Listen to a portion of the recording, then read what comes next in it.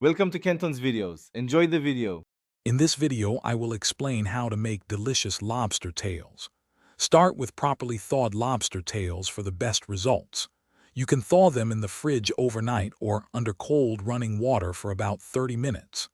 Next, grab your kitchen shears and carefully cut along the top of the shell, from the base to the tail fan. Gently separate the meat from the shell, pulling it up and over the shell to create that classic piggyback look. This not only looks impressive, but also helps the lobster cook evenly. Now for the flavor.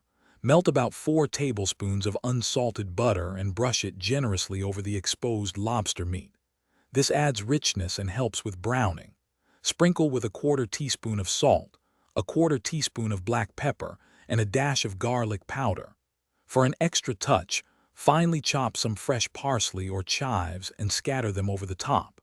A squeeze of fresh lemon juice before cooking brightens all the flavors beautifully.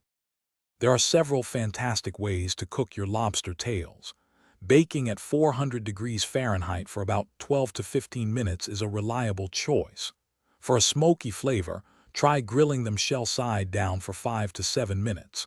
Broiling for 6 to 8 minutes gives a lovely brown top.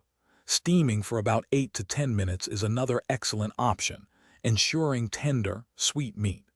The key is to cook until the meat is opaque and firm. Knowing when your lobster is perfectly cooked is crucial.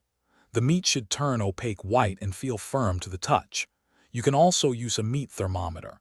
Aim for an internal temperature of 140 degrees Fahrenheit. Overcooking will make the lobster tough and rubbery, so keep a close eye on it.